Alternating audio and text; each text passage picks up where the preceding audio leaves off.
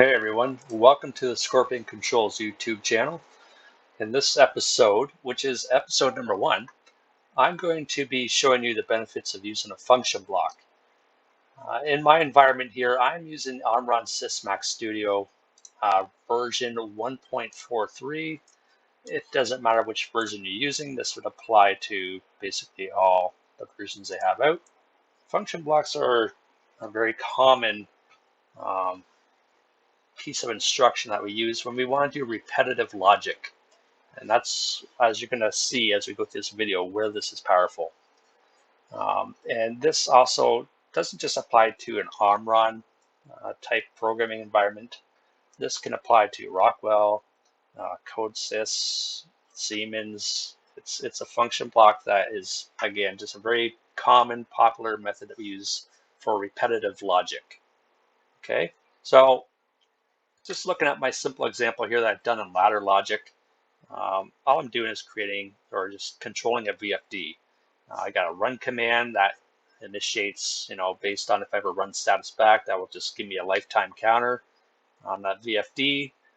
I also have a little bit of fault logic in case I've given the run command, but I do not see the running status come back. I make sure to alarm out, and basically that alarm that I have here is a set reset. That's how I unlatch my run command. So you'll see up here I have, as long as that alarm condition is not true and I don't have any stop buttons active, then I can give that run command. Okay, that very simple ladder logic, 4 rungs, nothing too fancy. In my example, I have 10 variables, and whether I use them all or not, it all depends on your application. You may have less, you may have more. And you may not use them all, but just in my example here, I create 10 variables within my global variable table here. Okay, so I can just run through this in simulation mode, and you should be able to see this run pretty smooth. We'll give a little second here for this to kind of link up into simulation mode. As this is booting up, you can see I got a nice little menu over here for simulation. So right now I'm online and I am in run mode. So that's great. So let's just look at this. So I like to use shortcut keys, but to kind of set this, to toggle this, you can right click and go down to set reset. You got set and reset. So again, I use shortcut keys. So I'm going to use Control Shift J to set it, and then right after I'll just use Control Shift K to reset that. So that's what I'll be doing in the background here. So Control Shift J, I simulate pushing the start button. I got my run command. However, because I have no running status, I faulted out. Right, so after 5 seconds elapsed, so I fault out and I basically unlatch my run command. Right, so easily reset that. So now I got conditions ahead of my start that will allow me to run this command again. This time I'm just going to simulate a running feedback status in front of it, just in case I don't get to it within the 5 seconds. So I'm going to leave that on. Now I'm going to hit the start command. So now that I have my running status, I'm not going to time out on an alarm because I do have my running status feedback. Because I have my running status feedback and the run command is active, I'm now also accumulating time. Right, so this is basically just going to tell the user the full running lifetime of that VFD. So very simple logic. I'm sure a lot of you have seen this before, but for those that have not, this is all there is to it. So I'm just going to jump out of simulation mode here. So function blocks, like I mentioned, that they're very powerful and great to use when you have repetitive tasks. So in this example of ladder, I only have 1 VFD. But let's just, for example, show how many variables we would have if we had 3 VFDs. So I've already got these pre-made off to the side. Come over and I'm just going to insert these. Print a little insert here, paste them in, and then get rid of this. So obviously if I type this all out, it's going to take a lot more time than copy and paste. And you can see how many variables I have just for 3 VFDs. Again, this will vary based on what you're trying to accomplish as far as reading signals and sending signals out. Okay, but obviously that's a lot for just 3 VFDs. Okay, so back to the ladder. Again, you could easily just create your ladder. Oh, let me close that up. Insert below. I can do this manually. If I go over to my toolbox over here, I can drag all the items that I need into here. I can copy and paste them. And if I need to invert that, just right click and invert. But just again, to save some time, I'm just going to go and highlight these rungs and copy and paste them in below. I like to leave a little spaces to be sure. So paste those in. And then I'm just going to go through, because my global variables are in there, I can just go in and change everything to VFD2. I could also do a control find. I haven't tried it, but I'm sure I can do a control find within the routine itself or within the rung. But I'll just come through and just change all my 1s to 2s.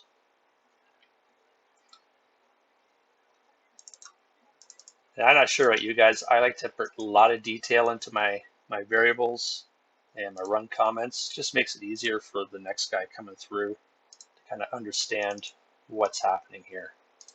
So this VFD2 should populate into my variable table. Yes. So that's an internal variable. So in Sysmac, we have internal variables, and then my externals. These are all tied to my global variable list. Okay. So we're down here. Let's continue changing all this to look at a VFD2.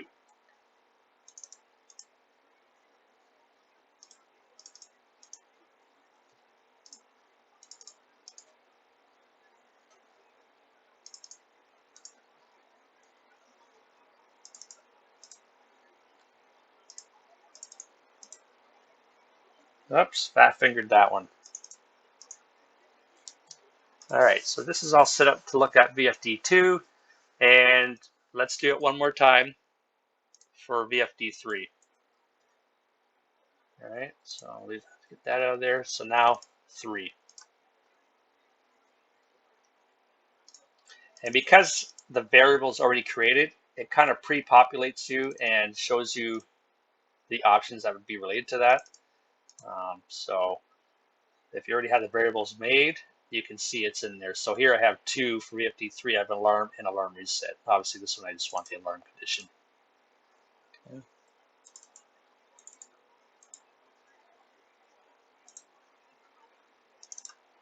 But you can see how long this takes already. Like, I know there's faster ways of doing it, control paste, but I'm just trying to show you that, you know, this could take some time. If you had more than even just say 3 variables, it's going to take some time. But once you get through this, I'm going to show you function blocks and how we can do this a lot quicker with function blocks. And as I'm doing this, just mentioning too that this runs parallel to an article I wrote on LinkedIn about function blocks. I'll leave a link so you can find that article. But this is a 2-part series I did on the article. This would be it's going to be my part 1. Part 2 is going to be creating user-defined tags. OMRON calls them structures, but in theory they operate the same way, and that would be part 2 to this, where I can show you how we can be even more efficient in our programming time. But for this part 1, it's basically just function blocks. Okay, so now I have 11 rungs of logic to control 3 VFDs. All right, so again, I'm going to rebuild this, make sure I have no errors. Everything should be good. So progress bar over here is showing me that's rebuilding. So if that's done, I have no errors, no warnings. Let me go back to simulation mode.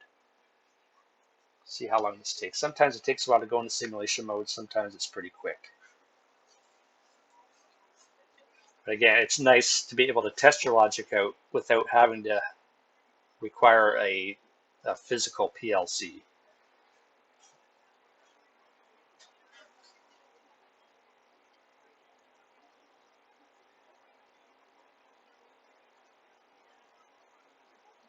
Okay, so we are now in simulation mode and run. So logic's exactly the same, except now we're pointing to individual VFDs, right? So I'm not going to activate each one, but I'm just going to show you. Again, I'm going to simulate the run status. So Control-Shift-J, and I'm going to do it for 2 as well. Okay, so when I now hit the start button on 1, you can see I'm accumulating here, and that run command's on. The VF2 is not running because I haven't asked for the start button for VF2 to start, right? Nor is VFD3. If I can individually start those if I want to, this one has its running status already showing. So I can hit that guy. Well, actually, what I just forced the command on. That's fine. Let's go down to 3. If I hit the start command for 3 without a running status, I should see a fault after 5 seconds. So I have an alarm here.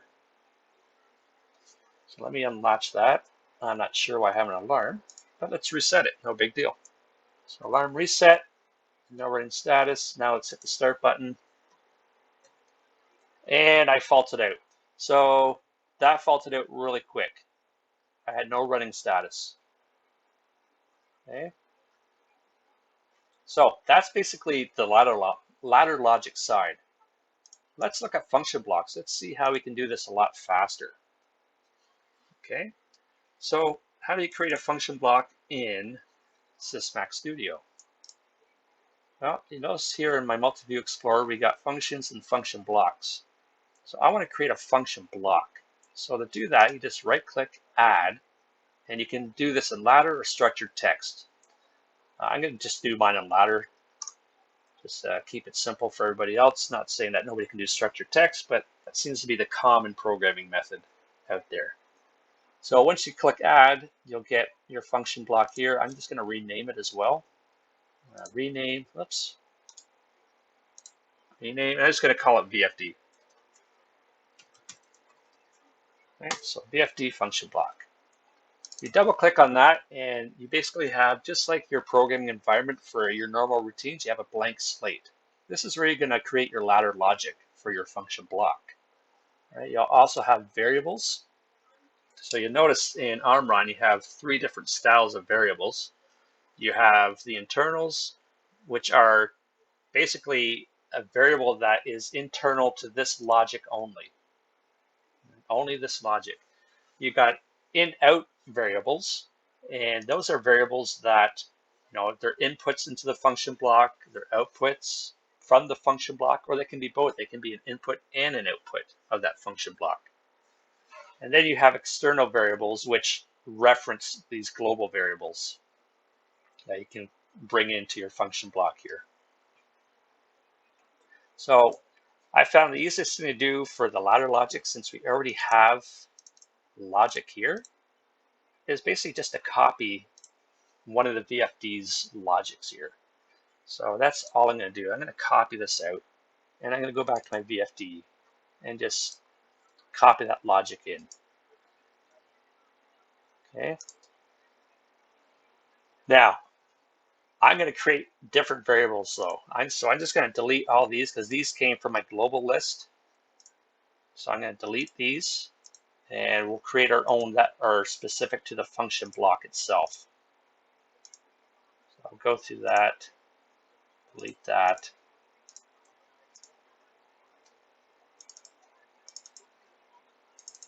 I'll leave the times the way they are. That's fine. Okay, so we have a nice blank slate of ladder logic. So here's where I'm going to create my internal variables and my in-out variables. Okay, so I know that I'm going to need a stop command or a start command, right? So this, again, is just mirroring the logic we had in our normal routine. So I'm just going to call it start command. All right, when I do that, hit enter, you'll see it comes up in internal variables. I actually want mine to be in out. I want this to be coming from an outside the function block. So I can right click here and move to in out, just like that. It's an input. Right? I need a stop command. All right. Now I thought there was a way that it would just automatically go to where I want it, so it doesn't appear to be doing that for me. So what I'm going to do is just create them in here. So I'm just going to hit the insert button and then create my variables in here. And I'm just using an example that I had from the article. So I got speed command. I don't believe I really use it. I'm just going to put it in there. I got alarm reset. I have enable, which I have as an output. One thing I want to mention is the order that you put this in is kind of important, because you'll see how the function block displays its inputs and outputs is based on the order that you put your variables in.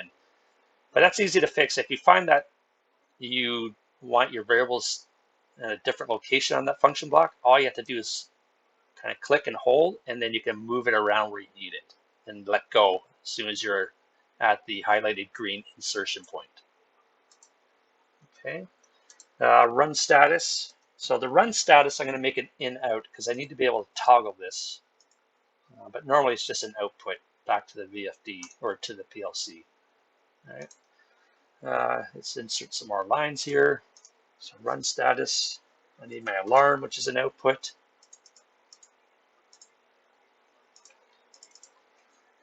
Speed actual. So I don't really use this in my example, but you might want to put on the HMI the frequency or the percent of speed that it's at. Right, so sometimes this is useful to have, but again, you don't need to use it. My run command, it's going to be an output. And I got one more here. Runtime. Sorry, this run command is a Boolean. That is Boolean. Oh, that's right. Yeah, output Boolean. Runtime is going to be an output, but it's going to be a time data type. So time. Okay. And then I also have speed command as an int. So I gotta make sure my data types are correct as well.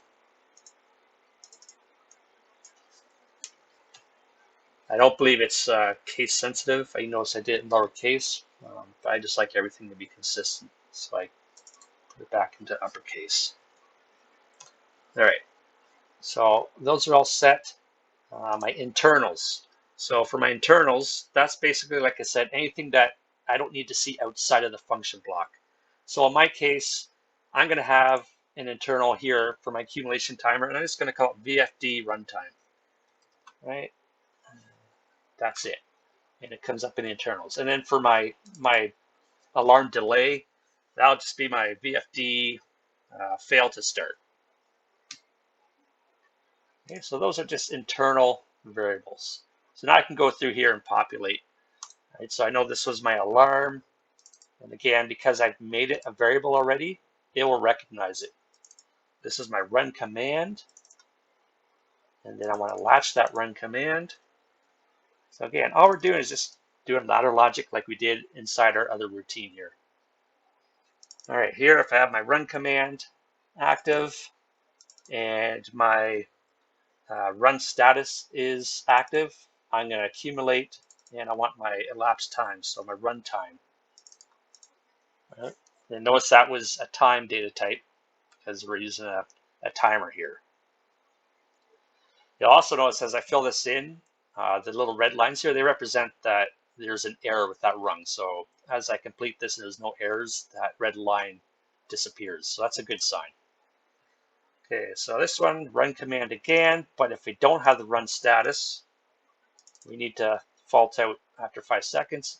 Again, if I wanted to reset the accumulation timer, I could create a variable, right?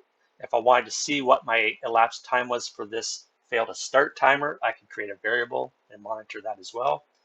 But in my example, I don't need it. So I'm just going to leave it the way it is. This will be alarm. And set the alarm. So here, if I have an alarm, and I hit the alarm reset, and then I set my alarm bit. Okay, all my red lines are gone. That's my simple logic for my function block. So how do we use the function block? Well, let's check that out. So I'm going to go back to my program section, and I'm going to create a new program. I'm going to go add section. Okay. And this one is, I'm going to rename it. Again, I'm picky on names. I'm going to call this VFD function block, FB. Okay. So open this up. Again, we have a clean slate. So you remember when we look at the latter version we did, we had 12 runs of logic to do 3 VFDs. You know, and again, yeah, it can be done ladder. It works. But, you know, if you have 10, 15 runs or 15 VFDs, that's a lot of ladder logic. That's a lot of variables too, but that's going to be tied into part 2 and how we can reduce this variable list. But for our instance, I'm trying to show you the benefits of function blocks. So let's reduce these 12 runs of logic into just 3. Right? So I go into my new ladder routine here. I'm going to right click, and again, this is OMRON specific. Other platforms might be different, but I'm going to insert function block. As soon as I start typing the name of my function block, it will show you. So if I had multiple function blocks that started with V, then you would have a selection, an array of different function blocks that start with V. I only have the one, so that's all it's going to show. So I select that and look at what we have here. So there's all the variables that we created within our function block routine. And open that back up. So there's all the variables here. And that all has to do with whether I made them an input or an output. And also the order of which I put them in will determine on how it looks on the function block itself. For example, if I move alarm up within my VFD variables, so alarm, I believe, if I move him above the enable, and I go back here, I have to update this function block. So yes, now you'll see the alarms at the top, right? So how you place your variables is very important. So I'm going to put that back to where it was, go back here, update this again, update, and that's the way I wanted it here. Okay, so there's a function block. My start command, I'm just going to put in front of it a contact for that start. Okay, so VFD1 start command. Okay, so for each time you use an instance of your function block, you have to give it an instance name. So I'm going to call this, what did I call it in my example? I'm sure it's just VFD1, but just to be sure, yeah, I just called it VFD1. So let's give this an instant name of VFD1. Enter. Nope, not that, just VFD1.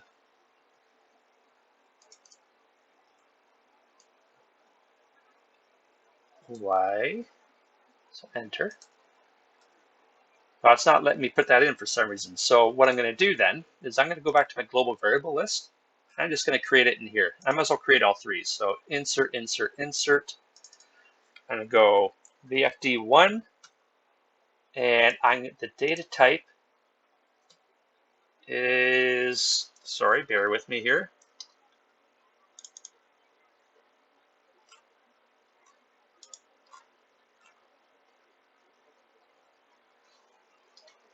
No, that's not what I want. This has to come out. Let's get that out of there, because that's not what I did. Let me figure out what I'm doing here. Why is that not accepting?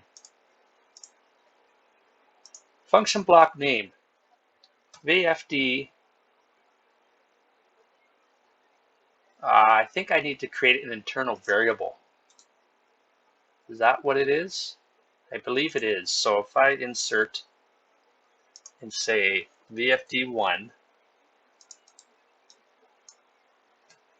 and select VFD as my data type, I bet you that will come up now. There we go. There's my instance name. So I have to create it in my internal variables in this routine here. So let's create the next 2. So VFD2, and VFD3. Okay, so now here, I'm just going to copy and paste, and paste again. This time I'm going to create, get back here. This one's now going to be number 2. I'm not sure why it's doing that to me. There we go. VFD2. And this one will be VFD3.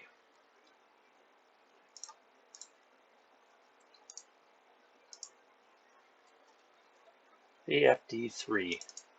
There we go. And then I'll just update these as well. So these tags we've already made. These are from our ladder diagram, or our ladder logic. So those are start commands. So all we do now is populate our variables for this function block. So stock command. So we're going to pick everything from VFD1. So VFD1 stock command. Okay, speed command. D1 speed set point, I called it. Alarm reset. So VFD1 alarm reset. We got a run status.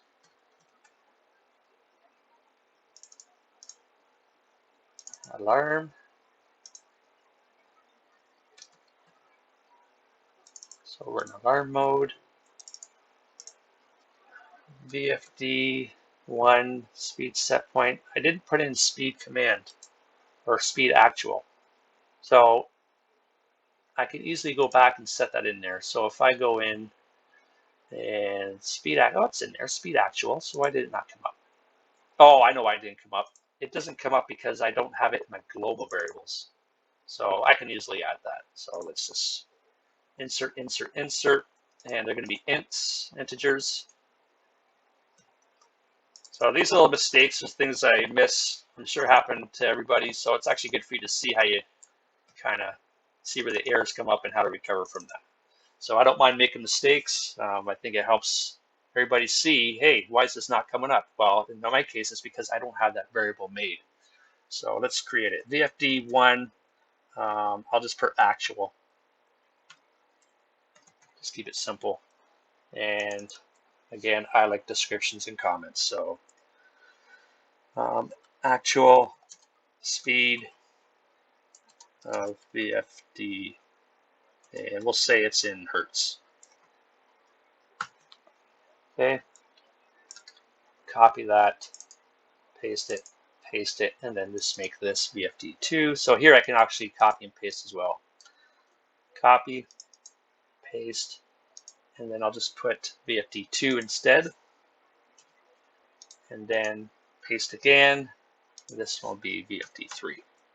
Okay, so I've created those. Now I can go back and populate this.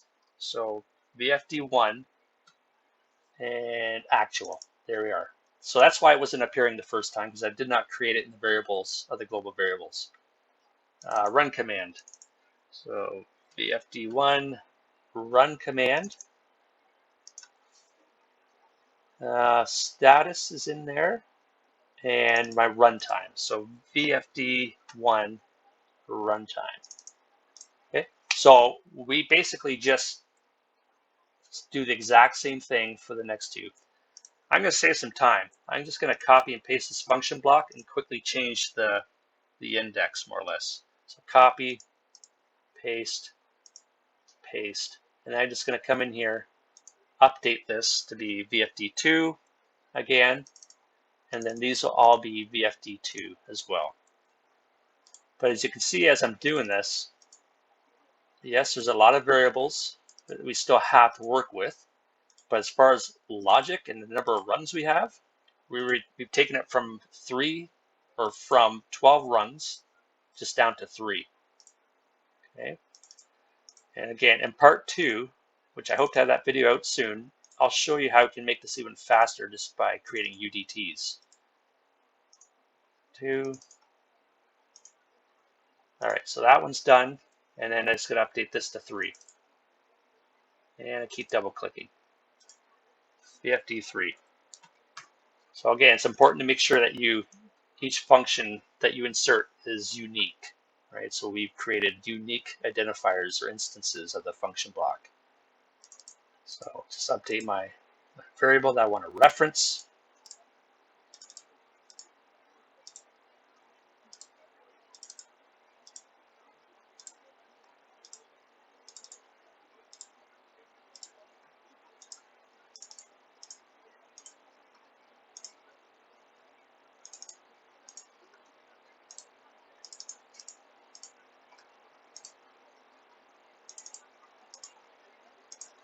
And there, we have everything updated. I don't have any red lines, but you can always just try and rebuild it again just to make sure. So I'm going to rebuild it. Our progress bar down in the bottom right, showing that it's rebuilding. It's more or less compiling, if you're used to that term. So I have no errors, no warnings. So basically what we've done, let me shrink this up. Again, we've taken all this logic and reduced it down to this, right? So this function block, we can test this all out. If you double click on it, it brings you into the logic that's contained within this function block. So again, this is all we did is copy from our ladder program all the runs related to one of the VFDs, and this created our own tags for the function block itself. All right, so double clicking on the function block brings you to the logic within it. So let's test it out. Let's go back to simulation, run.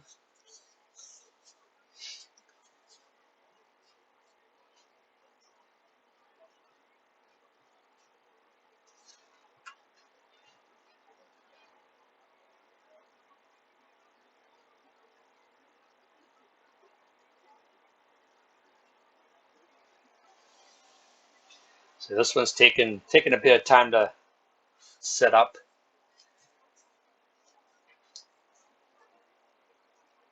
There you go. So now we're good. So I'm in simulation mode, it's in run mode, and we can see our 3 VFDs. You can also see this online too, the logic behind. So when you're online, if you just double click, it will show you the status online as well. Okay. So again, because I don't have the running status coming from an actual PLC, I'm just going to toggle this on so that it already thinks it's running. So Control J. So there's my stats, right? Just like in our ladder logic. Right? So we have that. This one's false. This one's false. So when I hit start, and remove that start, you'll see that's running. Right? So I can go into this logic and see the conditions of everything. So that's basically how the function block works, and you can see how powerful that is. How we go from this ladder logic, right, to this function block, right?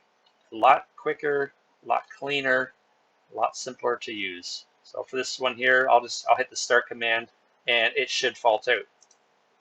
So simulate start. And because it's latched inside, I can undo that. But you'll see now I have an alarm. It went to true, right? So I have an alarm. And if I go into this ladder here, I think, there we go. You can see that, yes, that bit is set. Right, so that's for VFD2. If I go into VFD1, right, it's still doing its thing. So you can see how they're kind of isolated from each other. So in order to get this guy started, I need to make sure I have a run status feedback. But let's reset the alarm first. So let's toggle that. Now my alarm status has gone false. Let me trigger this to fake it out. Then I can start this one. And now you can see that runtime is working. All right. If I want to stop it, I just issue my stop command. And now this has stopped running here. Okay. Our run status is still on because that one I faked out. But that's it in a nutshell. I hope you find this useful. I hope to do many more videos based on the OMRON environment. I find there's a big gap online when it comes to OMRON. Everyone has benefits. All the platforms have great benefits. It's all what you're used to working with. I really like OMRON. It's easy to use. It's easy to use, and it's a nice modern looking environment. But again, function blocks in general, this applies to any platform that you're using. Okay, so I hope you enjoyed this video, and I hope you can. I'll put the link in to where you find the document that I wrote for this as well. Like this video for me. I hope you subscribe. I do plan to work at this, and I do plan on putting out a lot more videos as well. So the next video will be a continuation of this one, and it will be on creating UDTs, or as we call it in OMRON, we call it structures. Okay.